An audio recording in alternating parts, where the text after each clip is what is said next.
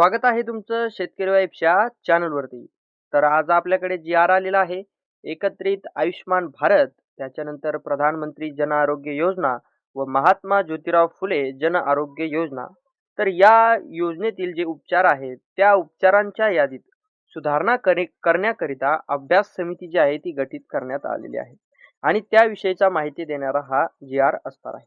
तर या जी-आर मधून आपण जे आहे ते या गठीत केलेल्या समितीचे काय कामे आहेत हे देखील आपण या जी-आर मधून पाहणार आहोत. तर या जी-आर मधील माहिती आपणास आवडल्यास आपल्या चॅनलला सबस्क्राईब करून आपल्या या व्हिडिओला एक लाईक नक्की करा. तर चला मग आता आपण या जी-आर ची माहिती विस्तारित पाहूया. तर सुरुवातीला तुम्ही पाहू शकता या जी-आर ची तारीख जी आहे ती असणार आहे 17 एप्रिल 2025. त्याच्यानंतर असणार आहे प्रस्तावना. या प्रस्तावनेमध्ये की जी समिती आहे ती ना, जी मागची समिती आहे त्या समितीने कशा प्रकारची कामे जी आहेत ती पार पडलेली आहेत त्याविषयीची माहिती येथे देण्यात आलेली आहे.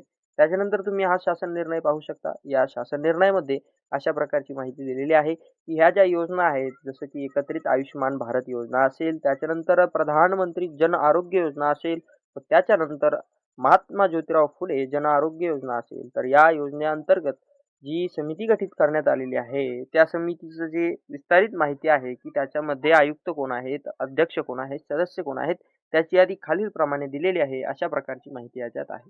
तर ही जी यादी आहे ही आहे या जी समिती गठीत करण्यात आलेली आहे ती यादी. तर तुम्हाला पाहिजे असेल तर तुम्ही व्हिडिओ स्टॉप करून जी आहे ती वाचू शकता. त्याच्यानंतर आता आपण माहिती पाहणार आहोत की या समितीची करावयाची कामे. तर सुरुवातीचा मुद्दा तुम्ही येथे पाहू शकता. आयुष्मान भारत प्रधानमंत्री जन आरोग्य योजनेतील HBP-22 उपचार, महात्मा ज्योतिराव फुले जन आरोग्य योजनेतील उपचार, केंद्र शासनाच्या इतर आरोग्य योजनेमधील उपचार व इतर काही. म्हणजे ही जी समिती आहे त्यांचं हे काम आहे की याच्यामधील जे उपचार आहेत ते करणं. त्याच्यानंतर राज्यातील तुम्ही पाहू शकता राज्यातील योजनेतील उपचारांचा तुलनात्मक अभ्यास करून राज्याच्या योजनेसाठी उपचारांची सामग्री किंवा यादी तयार करणे अशी यांची काम असणार आहे या समितीची. 2 नंबरचं काम असं आहे प्राथमिक आरोग्य सेवेतील आवश्यक उपचार तसेच आवश्यक वैद्यकीय चाचण्या यांचा समावेश करण्यासाठी शिफारस करणे. त्याच्यानंतर वरील सर्व प्रकारच्या उपचारांच्या व वाचण्याच्या दराचा पॅकेजनीय आढावा घेऊन दर निश्चिताबाबत शिफारस करणे हे या समितीचं काम आहे. दुर्मिळ आजारांसाठी आवश्यक असणाऱ्या रुपये 5 पेक्षा अधिक खर्चाच्या उपचारांची शिफारस करणे हे देखील या समितीचं काम जे आहे ते असणार आहे. त्याच्यानंतर 5 असणार आहे शासकीय रुग्णालयासाठी राखीव असलेल्या उपचारांचा आढावा घेऊन आवश्यक सुधारणाबाबत शिफारस करणे.